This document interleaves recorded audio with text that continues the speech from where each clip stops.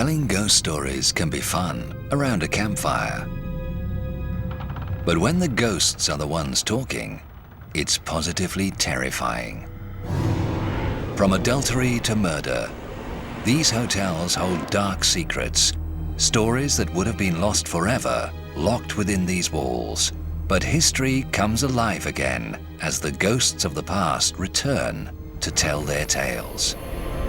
In this luxury London hotel, guests say a ghostly murderer returns to the site of his evil deed. He was terrified I wouldn't go back into that room. In Massachusetts, two sisters loved the same man. Now it seems they're back from the dead to continue their feud. I never fail to feel that very uncomfortable feeling, like someone is saying, go away, we want to be alone. And in the South, the vision of a female spectre shatters the calm of this French Quarter courtyard. I'll never stay in Cottage 4, never. This is a world where stories, once silenced by death, come back to life. Where spirits speak.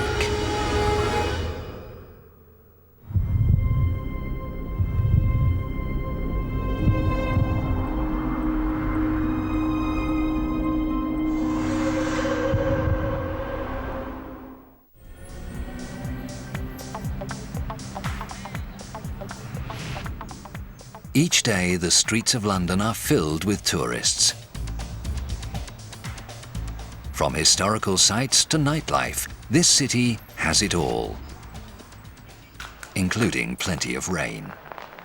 Well, it's nice to see that the English summer has once more returned to us and it's pouring with rain yet again. But that might account for why London is the most haunted capital city in the world. The misty sky and rolling fog create the perfect setting for a haunted tale and a jolly old London ghost tour. For many is the late-night wanderer who's walking around this quarter of the old city when they found themselves confronted by the strange sight of an Ghost tours trek through the city, stopping everywhere from the famous Tower of London to a quaint local pub. It seems there isn't a site in this city without a ghostly tale. The Romans left in AD 410, and since then we've had nigh on 2,000 years of demolition and rebuilding. And if you think about it, there's not one square inch of the city where when you walk across it, you're not walking on the tangible memories, the remains of millions of people who've lived on that site, walked across that site. Many believe that rich and varied past carries an added bonus. Ghosts only appear in places that are only the great happiness or great sadness. And if you think about it, London has it all. Aside from a rich history, modern London has much to offer. Theatre, nightlife, and world-class shopping. And in the heart of the shopping district, the Langham Hilton. We are literally about 3 blocks, about 3 minutes walk from Oxford Circus. Over there you have Oxford Street, you have Regent Street and Bond Street, Selfridges and all of the famous shopping areas of London. In its time, this was considered the utmost of luxury. The Langham opened its doors in 1865, and for the past 140 years, tradition has been a mainstay here. But some say that afternoon tea and staff in traditional dress aren't the only things that are left over from times gone by. Locals believe the hotel is haunted, and ghosts from years past lurk amid the confines of the private rooms. We received a letter from some clients that stayed here about a year ago. It was a mother and daughter, and they were in for 3 nights, and on the 3rd night both felt a presence, and the beds were shaking. The shaking roused the women, and out of the darkness, an evil set of eyes was staring at them. Obviously frightened both of them to the point where they didn't even talk about it until they were on the journey back home. Several other guests have reported similar experiences. And while the hauntings are not always alike, they often happen in the same room. We're actually standing outside the most famous room in the hotel at the moment. This is room 333, which is allegedly one of our very haunted rooms.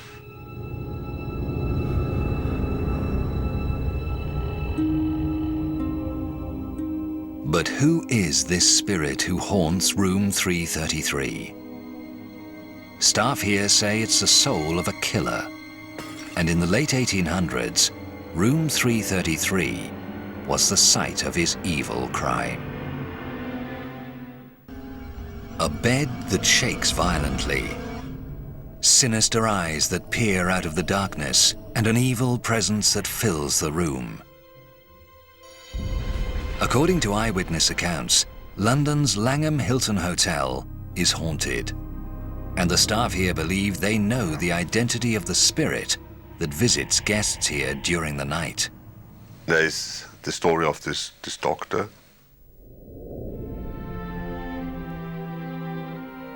who stayed here on a honeymoon with his wife.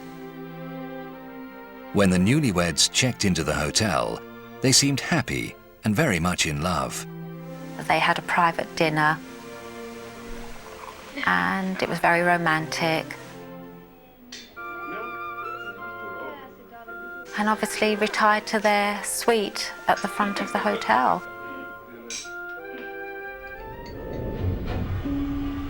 But behind the happy facade lay a terrible secret. Just before their nuptials, the doctor learned his wife was having an affair. But he did not confront her with the betrayal. He had another plan.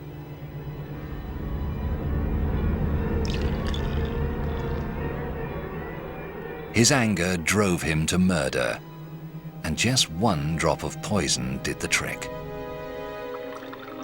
The young bride had no idea she was toasting their union with more than just champagne.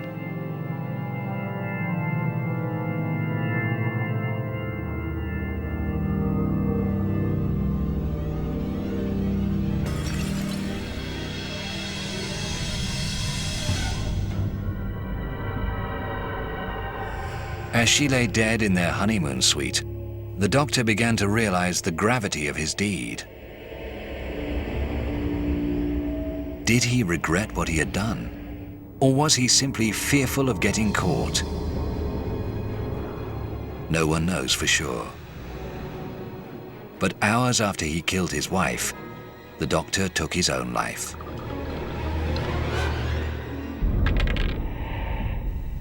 He killed her. And then he committed suicide as well. Over a century has passed since that fateful night, and staff say the spirit of the doctor still lingers within the hotel walls. Are his ghostly tricks meant to drive out intruders? If so, it's already worked with at least one staff member. His encounter with the doctor's ghost was enough to convince him to stay far away from the guest rooms. He was working late one night. He noticed a dark cloak disappearing around the corner of the corridor. It didn't think too much of it at the time, but went around the corner expecting it to be a member of housekeeping doing their duties. And when he went around the corner, there was no one there at all.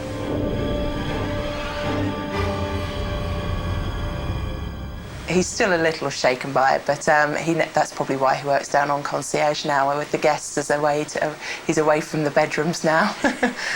But not everyone can simply retreat to the lighted safety of the front lobby. And so, the unsuspecting guests staying in room 333 continue to recount their terrifying experiences. In the early hours, he was woken, and on the opposite side of the room, he could see it like a fluorescent ball of light hovering in midair. And it was drifting very slowly towards him. And as it did so, it took on the form of a man in full evening dress. And he watched the man come towards him. And then he called out, "Who are you? What do you want?" And this seemed to annoy the spirit because it came at him a lot faster. And he panicked and leapt out of bed, and whereupon the spirit disappeared. But he then was terrified and wouldn't go back into that room. Is it the doctor? Or is another spirit lurking in the dark? One member of the staff brave enough to spend the night in room 333 awoke to a loud bang. Before her eyes appeared a spirit, but this time it was a woman. I kind of feel special that maybe there is a message there somewhere, you know. Perhaps the doctor's wife still lingers at the site of her cruel death, determined to protect female guests from a fate like her own.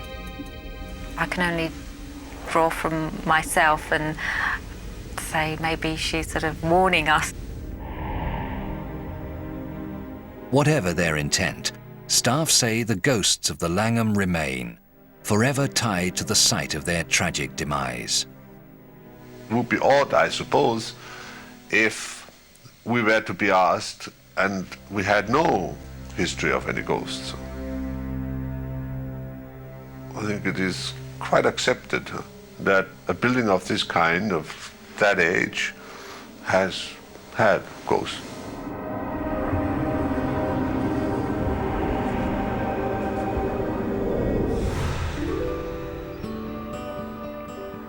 The small town of Lenox, Massachusetts, is a favorite destination for those looking for a quiet country holiday. This area here, Lenox and the Berkshires, are probably some of the prettiest environment in the world.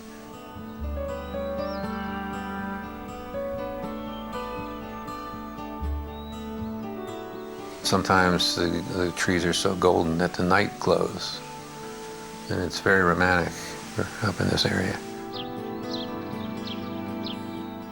For years, people have come to the Berkshires to fall in love. But sometimes the passion is not so pure.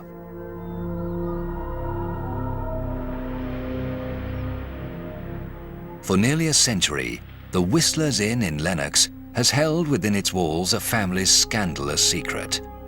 And today, the secret is finally out. I do feel when I'm in the attic that someone is there with me.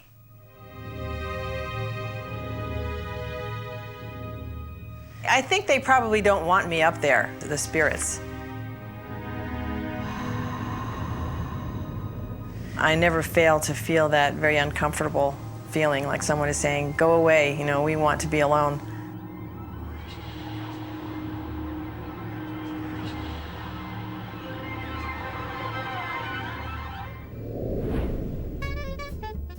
At the turn of the 20th century, wealthy families who vacationed in the beautiful pastoral countryside of western Massachusetts built summer mansions they called cottages. Lenox was one of the hottest places in the United States to come to. Presidents came up here, writers, theater people. So it was quite the place. Seated on a hill overlooking town, the Whistler's Inn is one of these remaining cottages. Once the summer home to Theo and Ross Whistler, today this 13-room bed and breakfast still reflects the Whistlers' literary lifestyle.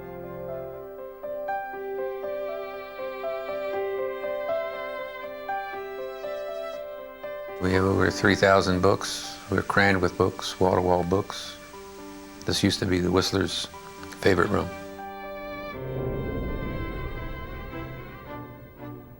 Ross Whistler was a wealthy man with homes around the world.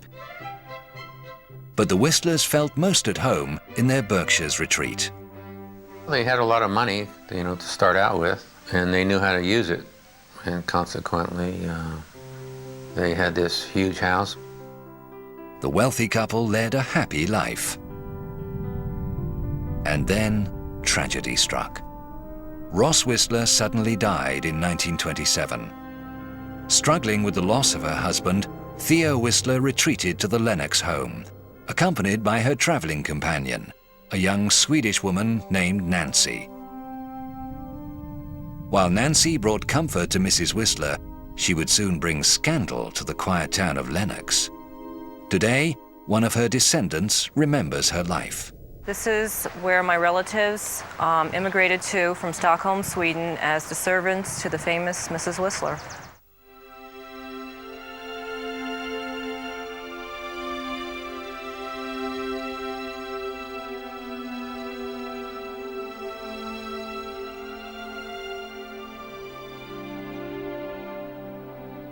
While tending to Mrs. Whistler, Nancy became homesick for her family back in Sweden. She convinced Mrs. Whistler to bring her sister Helma from Stockholm and hire her as a cook. Helma brought her husband Paul to work as the chauffeur.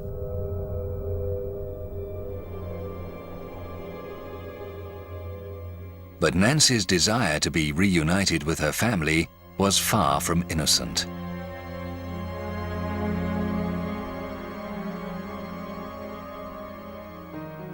Within months of his arrival, Nancy and her sister's husband Paul began a passionate affair.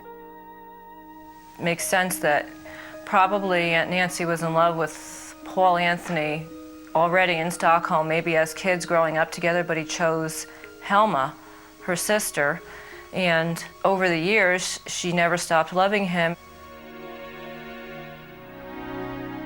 And while Helma prepared dinners in the main house, the lovers would steal away for secret trysts in the guest house.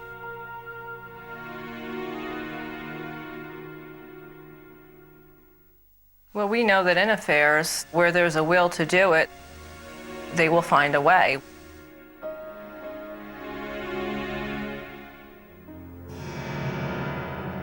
Helma soon discovered their betrayal.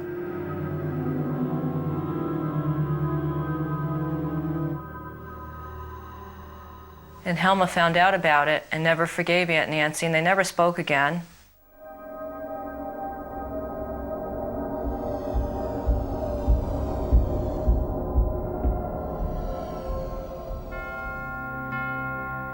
Paul died young, but even his death could not reconcile the two sisters. I believe in my heart his death devastated Nancy more because of the fact that the affair was brought out and Helma's feelings changed. She could never forgive either one of them. The tragic love triangle would follow the sisters to the grave. They were buried side by side in a nearby family plot, ensuring their feud would continue on, even in death. This is a cemetery, a very old cemetery across the street from the Whistler Inn, where my great-aunt Nancy is buried. Alongside of her is my great-grandfather, Paul Anthony, and my great-grandmother, Helma, and to be buried for eternity next to each other after the love triangle that went on for years is pretty ironic. Although the past inhabitants of the Whistler's Inn died more than half a century ago, locals believe their spirits do not rest in peace. This used to be called Hidden House at one time. And the young people at that time used to stay their distance. They used to hide behind the gravestones and behind the trees, whatever, and gaze at this house. Because they truly felt that it was haunted.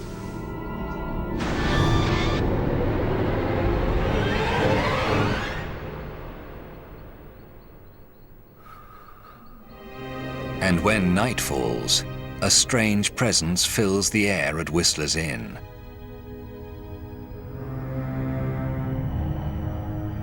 Legend says it is Nancy and Paul returning from death to continue the passion they were forbidden in life.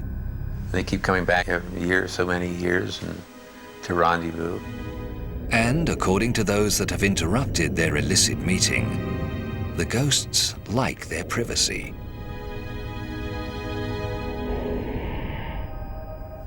Up in the attic, every so often there's a real cold spot. It's uncanny cold. Other places you hit a warm spot that's totally different from any warmth you've ever felt. So it's very strange. Very strange.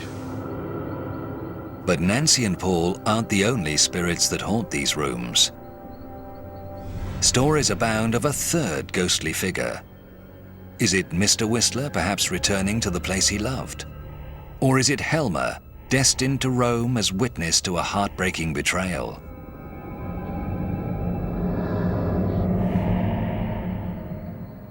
Whoever it may be, guests spending the night in this upscale country cottage just might uncover a family secret.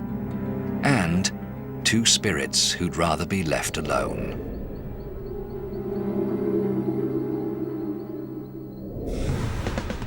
By Massachusetts standards, New Orleans is a new city.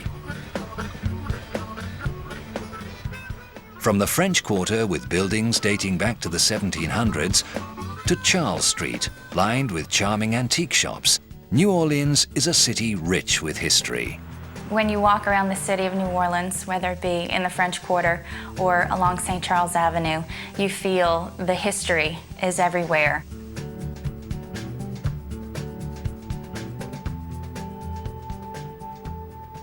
And you feel the aura of the people who lived there before you. And those who want to delve deeper into its captivating past go on a ghost tour. The best, darkest, most macabre stories this city's documented history has to offer you. And it's real stories of murderers and serial killers, ghosts and vampires, people who not only murdered their fellow man, but a few of which actually drank the blood of their victims. Follow me.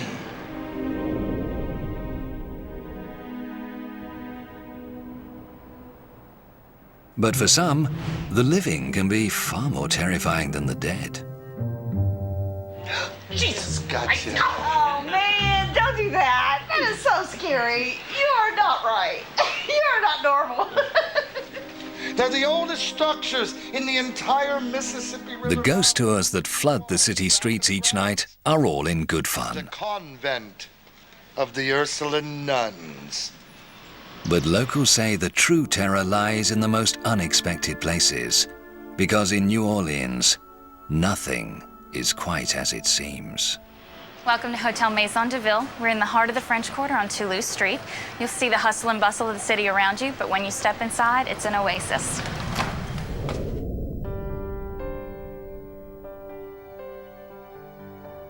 Hotel Maison de Ville is one of the oldest buildings in the French Quarter. Its original structure dating back to 1742. We're now in the main house of the hotel. Hotel Maison de Ville means townhouse in French, and as you can see, it's someone's house. It was originally a residence, and we've now turned it into our cozy hotel.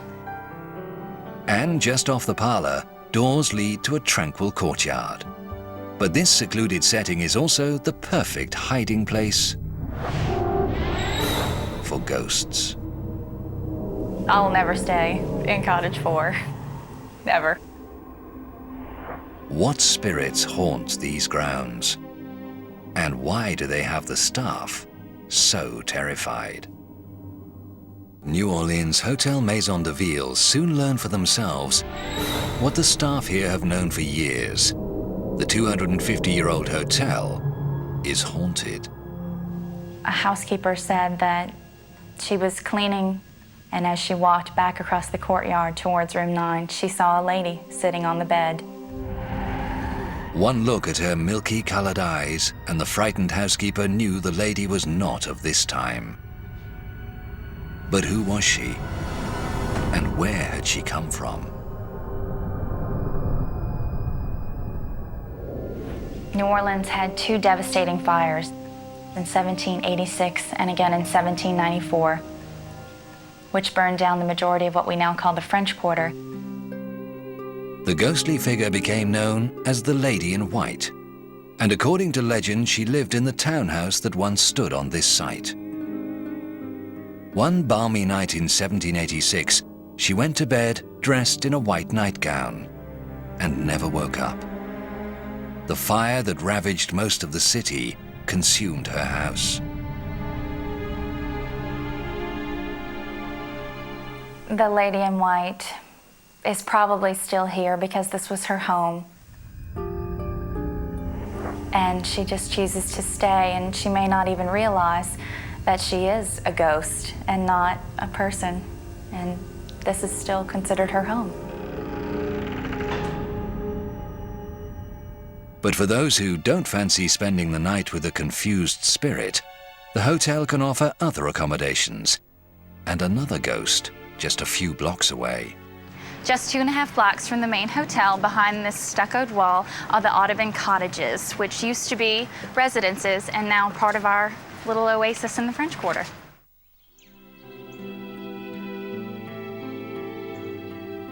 Named for John James Audubon, who wrote his Birds of America series here, the Audubon Cottages have a history all their own. Just down this passageway, you'll find one of the oldest pools in the French Quarter, surrounded by the Audubon Cottages.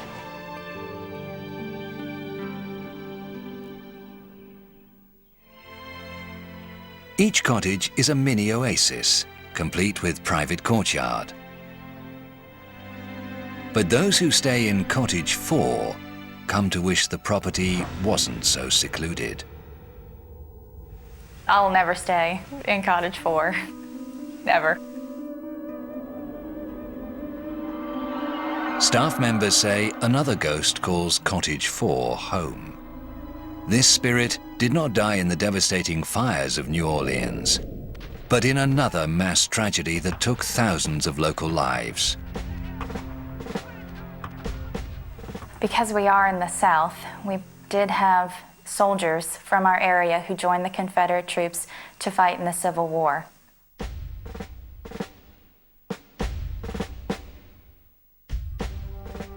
Young men left their privileged lives in New Orleans to fight for the southern states in the American Civil War.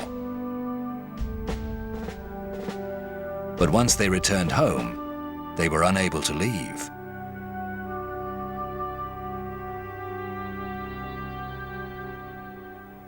After the Civil War, the Union soldiers took over the city of New Orleans, and the Confederate soldiers got trapped here. Locals believe the supernatural guest that now haunts Cottage 4 is one of the Confederate soldiers, forever trapped in the city of his birth and death. We do know that he's still around.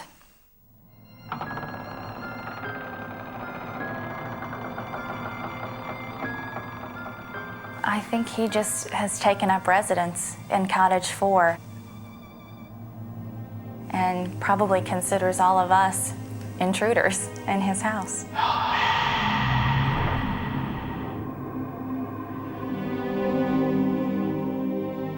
No one is sure if this is the spot where he died or where he once lived. But whatever his connection, the soldier seems to be eternally keeping watch over Cottage 4. One of our housekeepers was walking some guests into Cottage 4, where they would be staying. And as soon as she opened the door, she saw the soldier, and she gasped, and the apparition disappeared.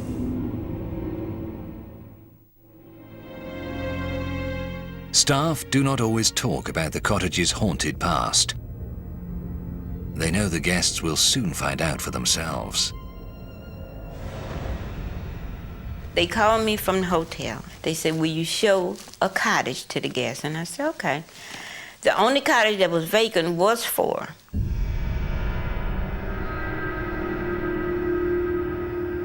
I went to 4, and I always let the guests go in first. I opened the door, and the lady say, oh, like that. And she say, did you see that? I say, what? She say, the soldier. And I say, no. She say, but did anybody ever tell you that it was haunted? I say, ma'am, we know.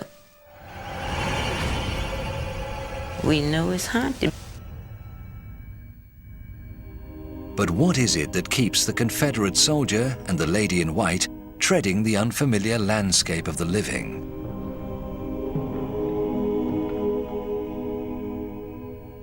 I just think maybe we're just disturbing them, maybe, you know. These two souls, their lives taken too soon, have returned to their old homes. Whether the guests that sleep there like it or not. It just kind of spooks me out that there could be someone else in the room with you while you're sleeping. It's scary.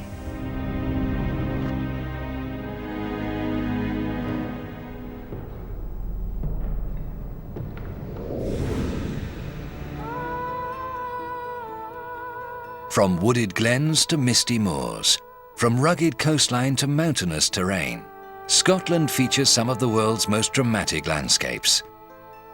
And like the French Quarter of New Orleans, the Scottish Highlands are steeped in a rich and often violent history.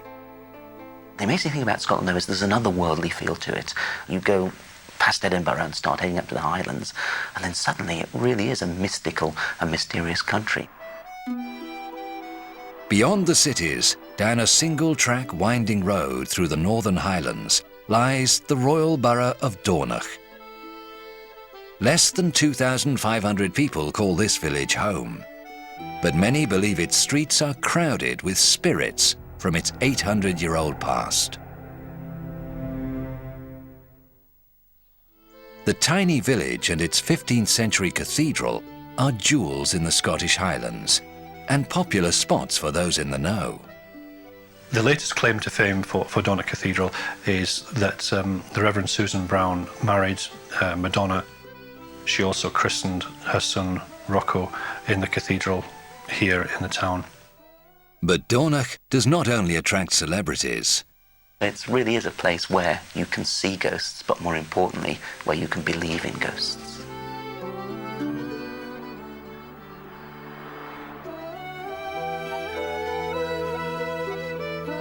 The 700-year-old Dornoch Castle Hotel features a Victorian-style sitting room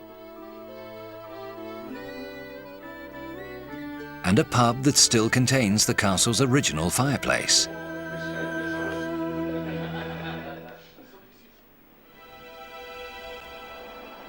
But the castle's charming interior masks a long and violent past.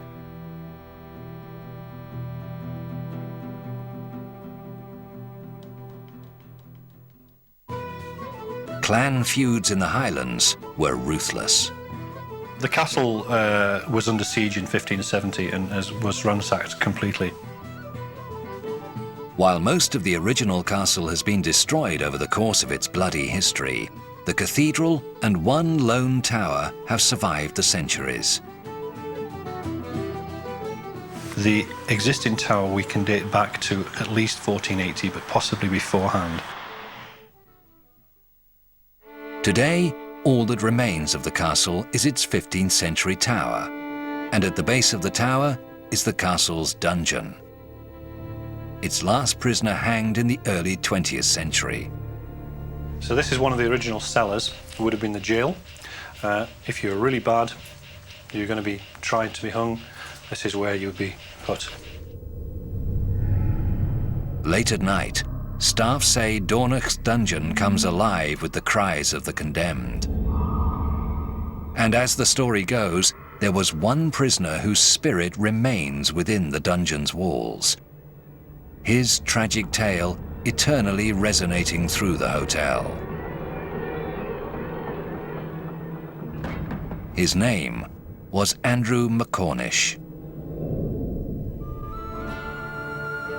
Andrew McCornish would be a local crofter from the Highlands. Crofters were tenant farmers that worked small patches of land. A crofter at that time would be extremely poor. He would probably have a large family and would be living on what we would call breadline today, real starvation poverty. Many crofters then would have had to resort to almost anything to get food. And in Andrew's case, he allegedly resorted to stealing sheep.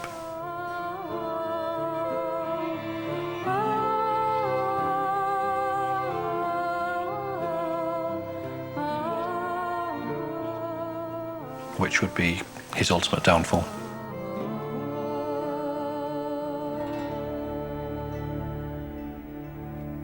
Sheep stealing would carry capital offence, death by hanging at that time. Andrew was soon caught and thrown into the dungeon at Dornoch to await execution.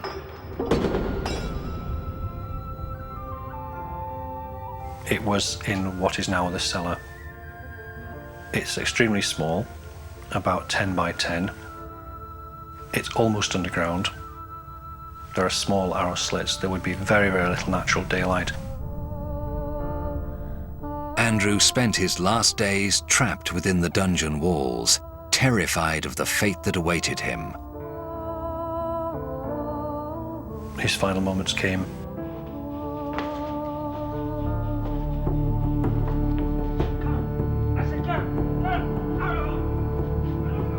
He was taken to the bottom of the gardens, and he was hung and reportedly to be buried there.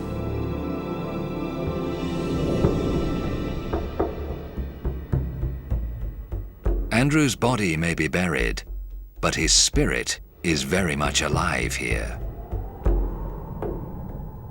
And the tales of his hauntings are numerous.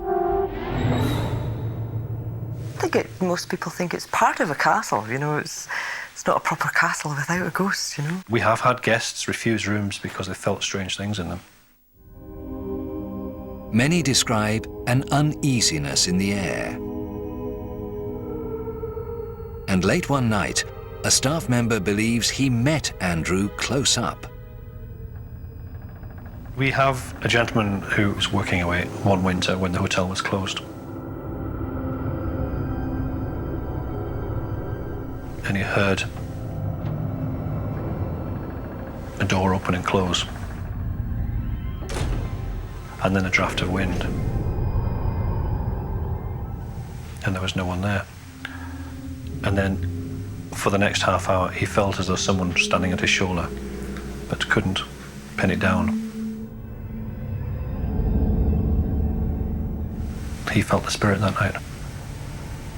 He believed that was Andrew, and he was really fearful that something was going to happen to him.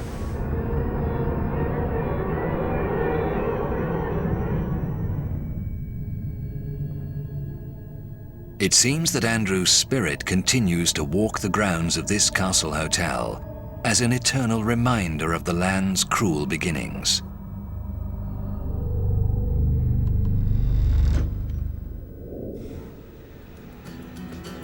From Lombard Street to Alcatraz, San Francisco attracts visitors year-round. But few tourists realize that behind the facade lies a darker past, filled with murder and deception.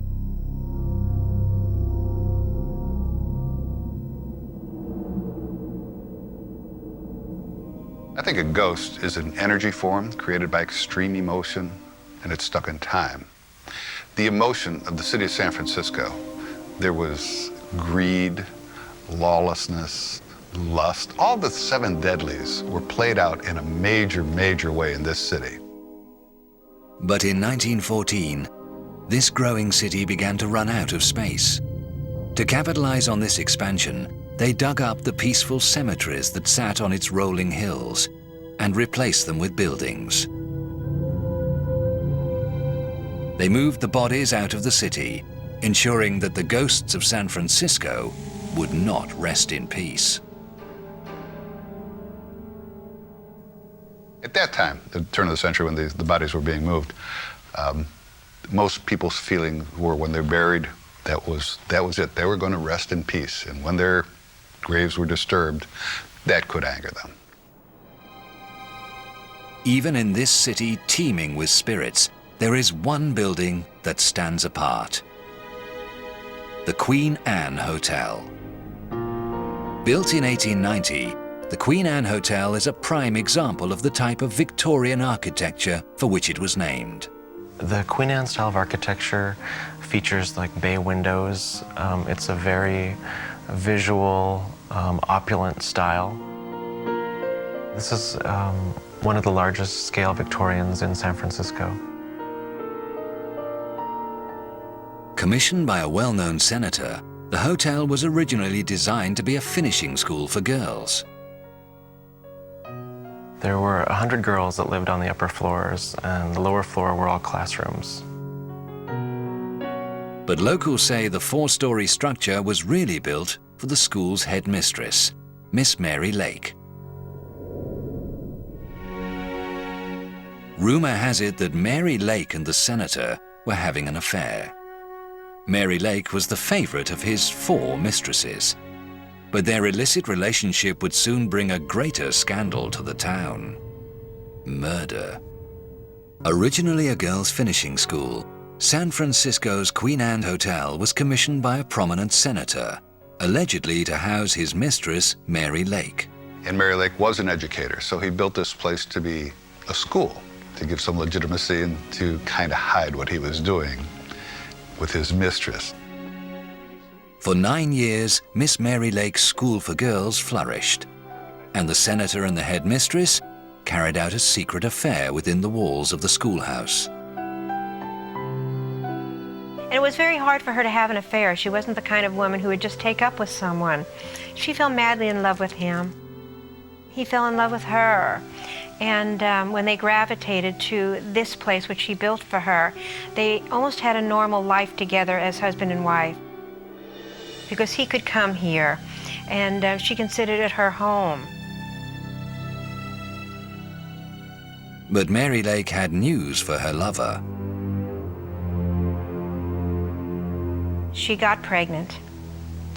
And this was devastating back then, of course. And he had a political career that he had to worry about. Mary Lake began dreaming of life as a senator's wife. But the senator knew an illegitimate child would end his political career. See what he can do. Some say Mary left San Francisco on her own. But others claim she was murdered.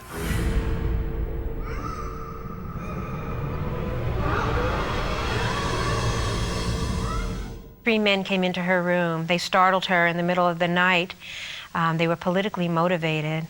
They knew that the senator couldn't have a scandal. And they took her out behind the building and they strangled her. Her students didn't hear a thing. Miss Mary Lake vanished without trace.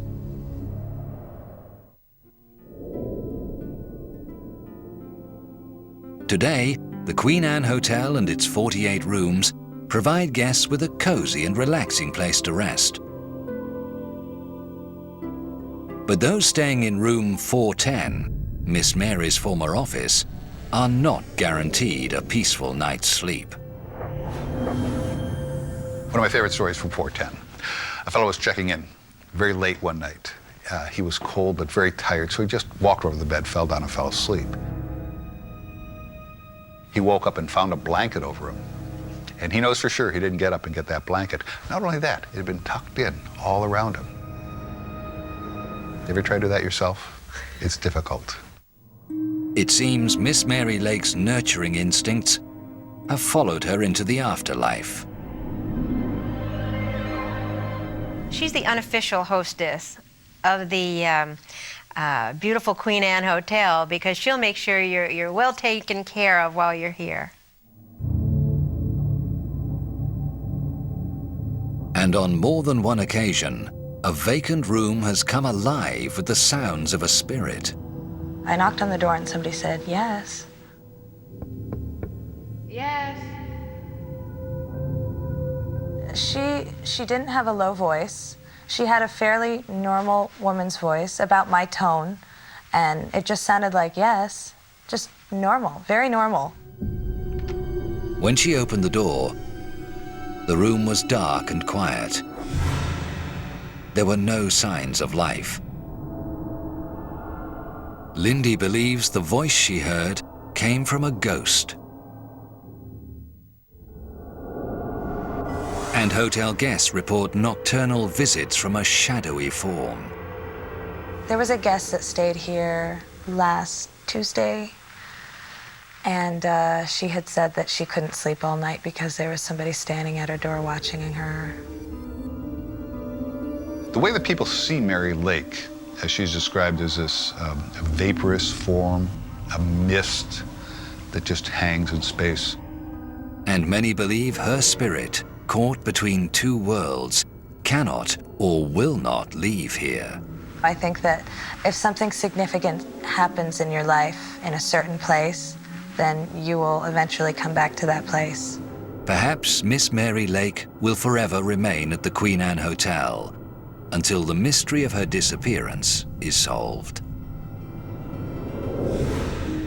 Ancient castles, historic inns, and other hotels offer guests a place to relax after a long day sightseeing. But for those staying in a haunted hotel,